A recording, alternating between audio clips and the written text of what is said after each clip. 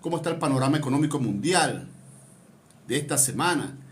Bueno, hemos visto que la economía global ha sido testigo de movimientos cruciales en múltiples sectores, reflejando fortalezas, debilidades en diferentes regiones del mundo. Uno de los temas centrales ha sido la continua presión inflacionaria, sobre todo en las principales economías, que está llevando a bancos centrales como la Reserva Federal de Estados Unidos y al Banco Central Europeo a tomar medidas más agresivas con respecto a las tasas de interés. El tema inflacionario está amenazando a las primeras economías y eso es como un coletazo, pues si impacta a las grandes economías, pudiera también tener su impacto con mucha fuerza en el resto del planeta, en las regiones, sobre todo los países emergentes y también los países que se denominan subdesarrollados. Entonces, bueno, ha generado esas preocupaciones porque ese impacto puede tener, vale la redundancia, incidencia en el crecimiento económico y la estabilidad financiera global. En Estados Unidos, la subida de la tasa de interés por parte de la Fed, de la Reserva Federal, sigue generando esa incertidumbre en los mercados financieros, sobre todo. Los datos de empleo que han mostrado una desaceleración, sobre todo en la creación de puestos en Estados Unidos, han hecho que los inversores reaccionen con mucha cautela y están afectando los índices bursátiles.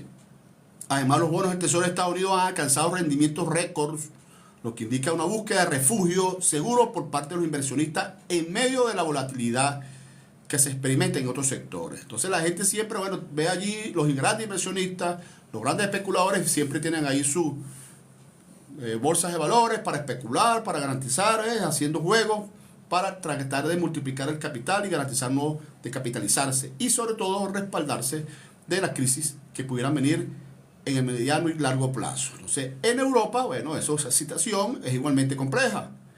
La Alemania de hoy, bueno, que es una de las mejores economías del bloque europeo, continúa mostrando signos de recesión. Eso ha tenido, en cierta medida, impacto allí en el crecimiento de la Unión Europea en su conjunto. Es un enfriamiento económico que estamos viviendo y que ha obligado al Banco Central Europeo a mantener una política monetaria restrictiva, muy estricta, con nuevas subidas de tasas de interés, mientras que intenta, bueno, equilibrar pues la lucha contra la inflación con el riesgo de desaceleración económica también. En el ámbito energético estamos viendo la escalada de los precios del petróleo. Recordemos que el año pasado los recortes de la producción de la OPEP mantuvieron unos niveles de 70, 80 dólares el barril, y por más que se haya recortado y siga recortando a Arabia Saudita, los países miembros de la OPEP, eso no hace que los precios aumenten, sino más bien se mantengan allí y la tendencia los últimos 2-3 meses ha sido bajar un poco, pero siempre está estabilizado. Pero si cada vez que tú recortas producción, eso impacta los ingresos de los países petroleros, porque bueno, estás produciendo menos, otros países no están supliendo lo que estás dejando tú de producir, y eso bueno, te afecta los ingresos fiscales de la economía de estos países productores y exportadores de petróleo. Entonces, en la OPEP eso ha llevado impacto en sus economías y siguen las guerras. Aquí hay tensiones, señores.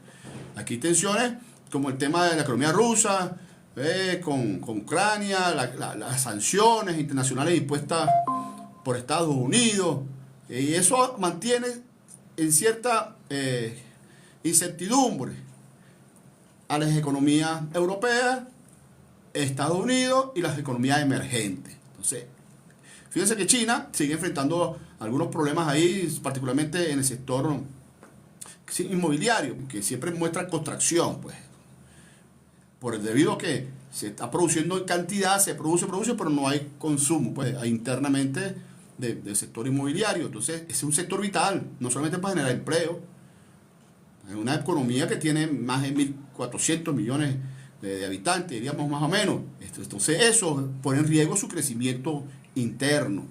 Eso es una realidad. Entonces, ¿qué ha hecho el gobierno chino?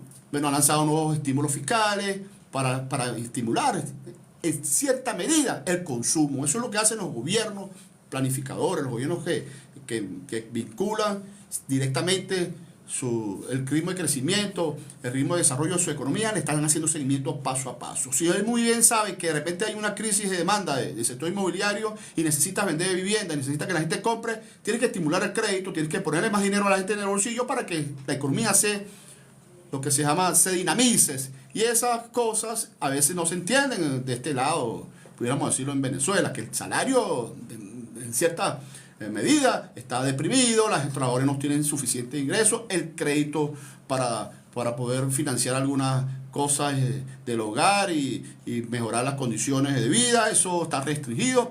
Entonces son desafíos, pues. Son desafíos que por lo menos economías como la venezolana tienen que tomar en cuenta y modificar lo que se llama el sistema de incentivos, de estímulos a los emprendimientos, de estímulos a la microempresa y sobre todo de estímulos al consumo. Finalmente, en esta parte, bueno, la India se continúa consolidando como una potencia manufacturera. Está captando inversiones que antes se iban para China, ahora la India está recibiéndolo y está haciendo un papel clave la economía de la India en este momento.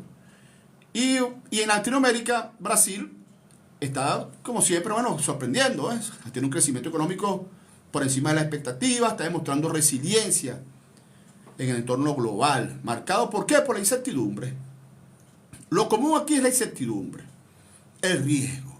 ¿Qué va a pasar? Nadie puede predecir lo que va a ocurrir, pero sin embargo los gobiernos planifican, se anticipan, tienen unos planificadores ahí haciendo seguimiento a las variables económicas y están permanentemente, mira, como si fuera un mapa inmenso de todas las variables, midiendo cómo aumenta esta, qué afecta a esa, para tomar decisiones asertivas, con eficacia y sobre todo con eficiencia, tratando siempre de ganarle a la expectativa, ganarle, anticiparse, ser proactivo y no reactivo. Esos son principios de la gerencia económica, ¿no? Entonces la política de estímulo fiscal, en el caso de Brasil, y las exportaciones agrícolas han sido clave para ese desempeño positivo de su crecimiento económico.